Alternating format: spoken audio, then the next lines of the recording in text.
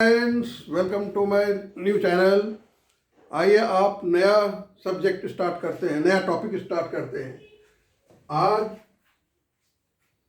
मैं area start करता हूं। आप देखिए, पहला है rectangle. A B C D कोई रेक्टेंगल है। इसका जो अपोजिट साइड होता है वो अनइक्वल होता है।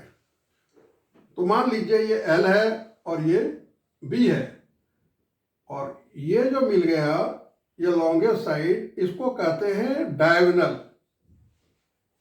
ठीक है, पहले इसका फार्मूला देता हूं। आप जानते हैं ये area of rectangle is equal to length into breadth. बड़ा आसान, बचपन से पढ़ रहे हैं आप। Number 2, perimeter of rectangle is equal to 2 into L plus B. 2 क्यों? इसमें 2 लेंथ होता है, अपोजिट साइड आर इक्वल, और 2 ब्रेथ होता है, इसलिए 2 कॉमन ले लिया। और तीसरा है डायगोनल। 2 पॉइंट को जोड़ता है, अपोजिट पॉइंट को। तो डायगोनल इसका क्या होगा? अगर इसको डी से रिप्रेजेंट करें आप, तो अंडर रूट पाइथागोरस थ्योरम से L square plus B square. ये पहले मैं 3 फार्मूले दे रहा हूं और इस पर सवाल बना रहा हूं। आप देखिए इसको।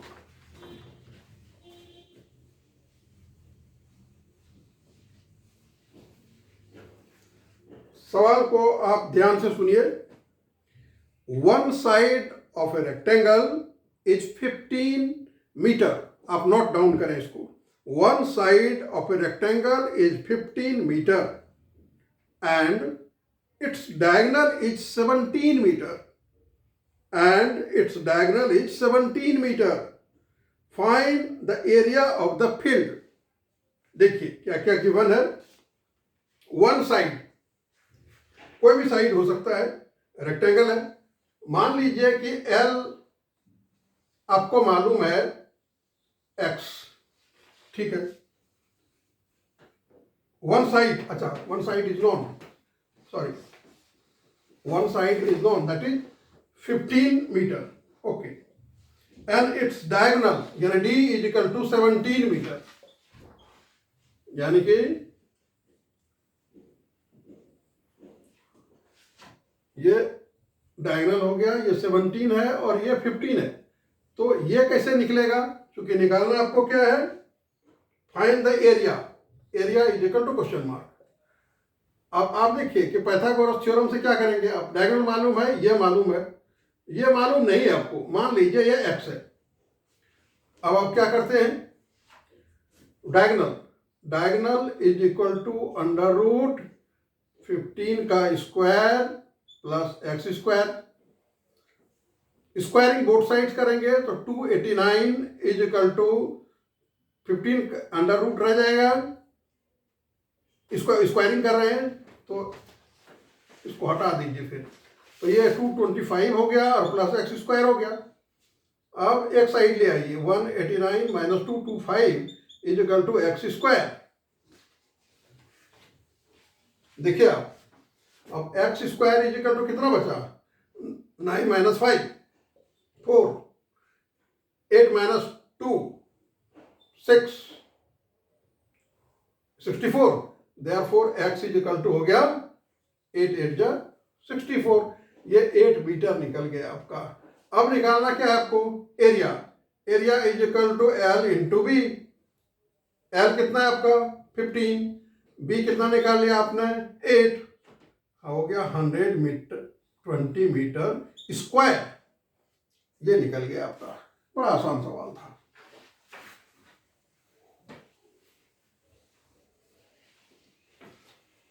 दूसरा सवाल आप नोट कीजिए।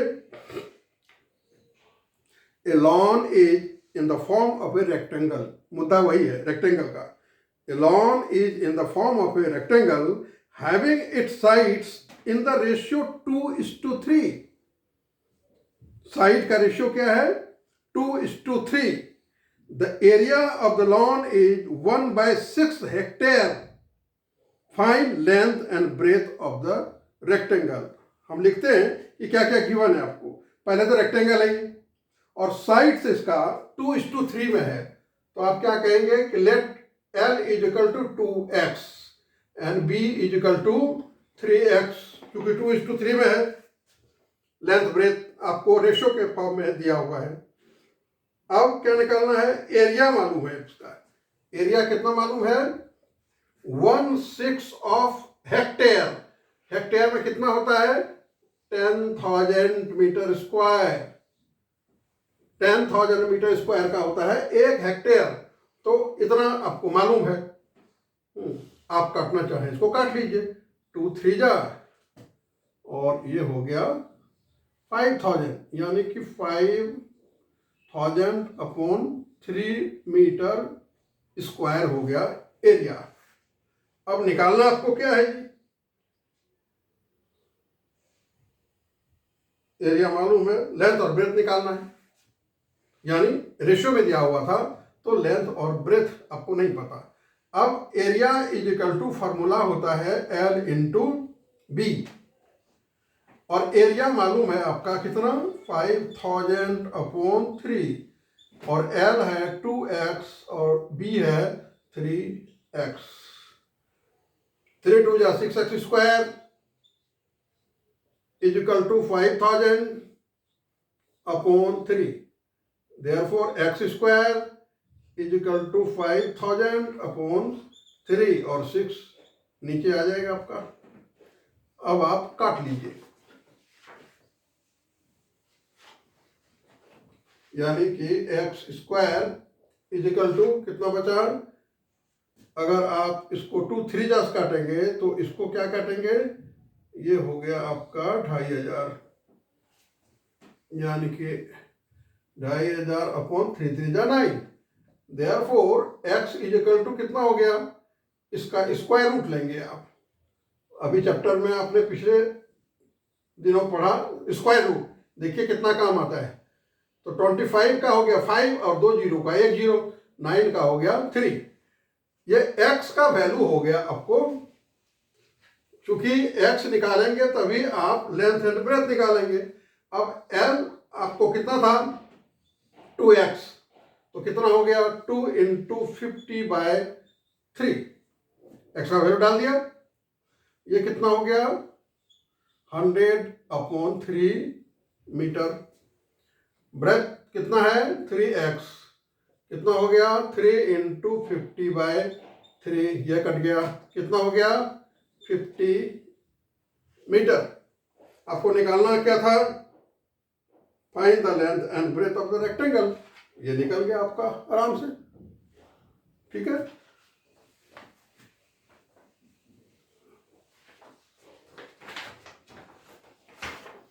तीसरा सवाल.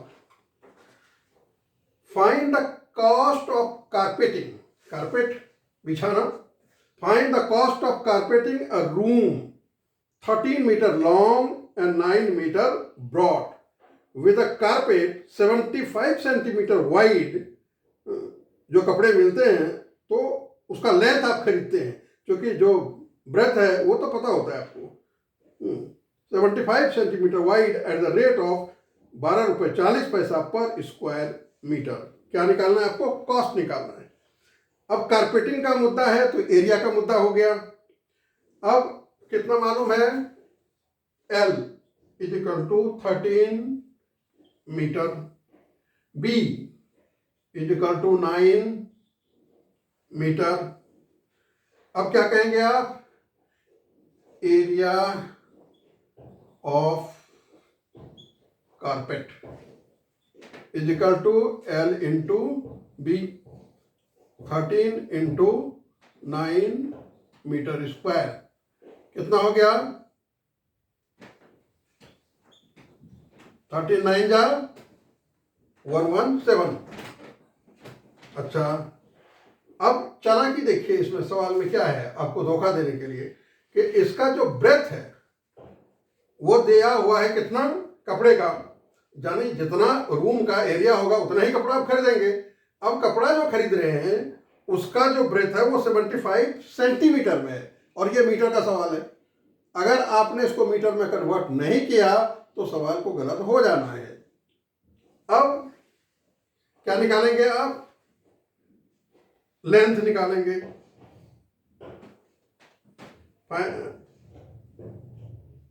पर स्क्वायर मीटर दिया हुआ है तो पहले इसका find the cost of carpeting A room this brought with A carpet this much at the rate of this पर स्क्वायर मीटर। अब एरिया आपका निकल गया है तो इतना ही एरिया आपके रूम का है। अब आपको कपड़ा कितना खरीदना है वो देखिए। कपड़े का जो विड्थ है वो दे रखा है आपको 75 centimetre is equal to 75/100 metre, यानी कि 3/4 मीटर हो गया। अब इसका आप लेंथ खरीदेंगे तो लेंथ खरीदने के लिए आपको क्या करना पड़ेगा, लेंथ ऑफ द क्लॉथ कितना होगा, एरिया अपॉन ब्रेथ। एरिया कितना निकला था आपका,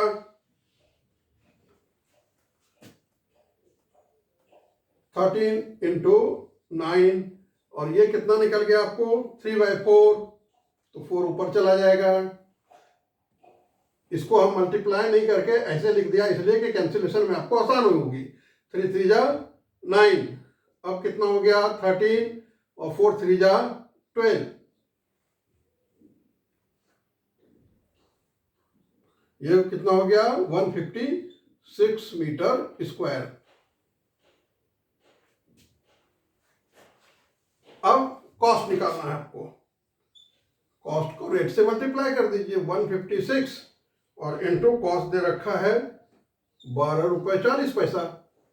इसको आप मल्टीप्लाई कर दीजिए, जो भी आएगा आपका रुपीस में आंसर हो जाएगा। That's it.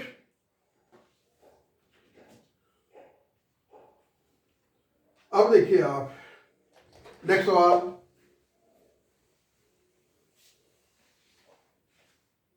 फोर्थ,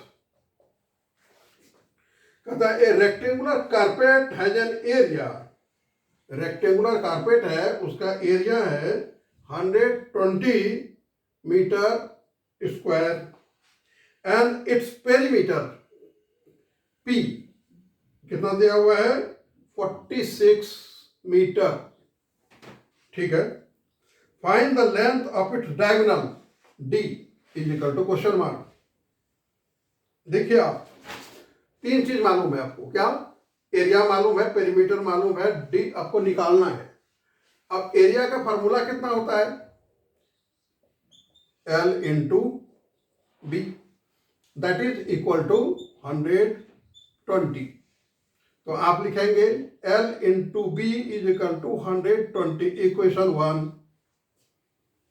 और क्या मालूम है आपको, P मालूम है, P का फॉर्मूला क्या, 2 into L plus B is equal to 46।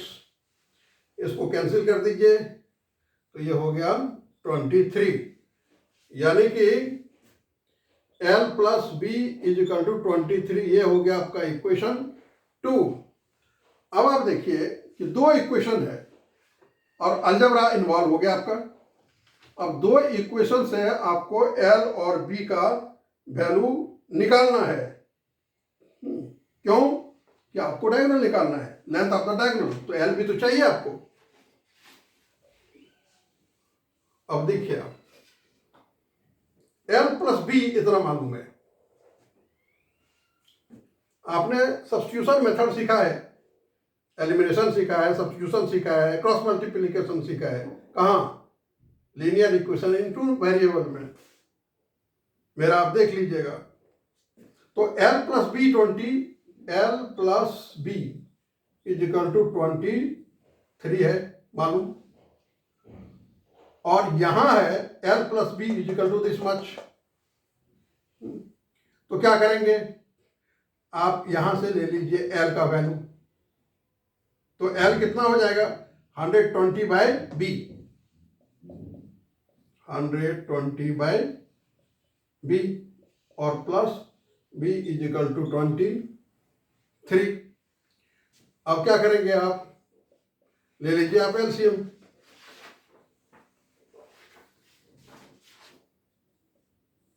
आपका बी हो गया एलसीएम, यहां हो गया 120 और plus B square is equal to 23 by 1, 120 plus B square is equal to 23b। अब बी स्क्वायर माइनस 23b और प्लस 120 आ गया आपको अलजेब्रा क्वाड्रेटिक इक्वेशन।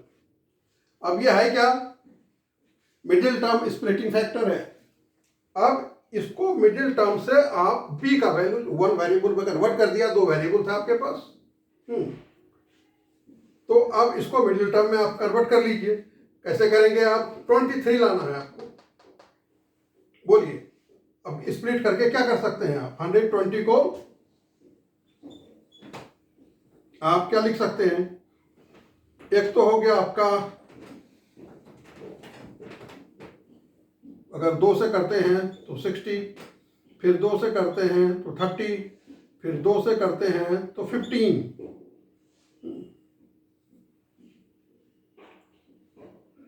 अगर 2 टू जा 4, 4 टू जा 8, 8 इंटू 15 करते हैं तो अब देखिए कि दोनों को जोड़ने से 23 आ रहा है, लेकिन दोनों का साइन निगेटिव लेना पड़ेगा आपको, तो बी स्क्वायर माइनस 15b और minus 8b plus 120 is equal to 0। देखिए ये कितना काम आता है आपको, मिडिल टर्म स्प्लिटिंग फैक्टर।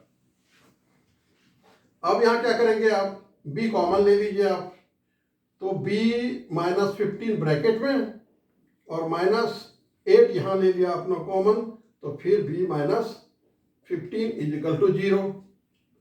अब b माइनस 15 अगेन आपको कॉमन है, तो b minus 8 is equal to 0, इधर दिस इज इक्वल टू 0 और दिस इज इक्वल टू 0, तो b minus 15 is equal to 0 और b minus 8 is equal to 0, यानी कि b इज इक्वल टू हो गया एक 15 और b इज इक्वल टू हो गया दूसरा 8।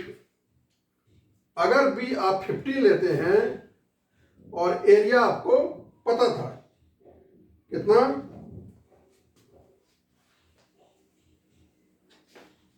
एरिया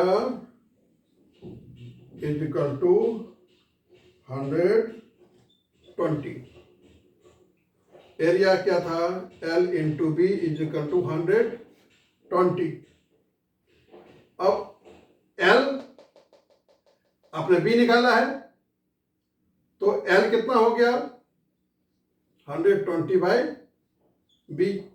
अगर आप 15 लेते हैं तो 15 से डिवाइड कर देंगे, 8 जा, तो L हो गया आपका 8। अगर आप ये 8 लेते हैं तो वो हो जाएगा 15। तो आप दोनों में से कोई भी ले सकते हैं, दोनों चलेगा क्योंकि सेट वही आ रहा है। तो L निकल गया आपको 8 और B निकल गया आपको 15 मीटर, और यही आपको निकालना था, यह आराम से निकल गया आपका।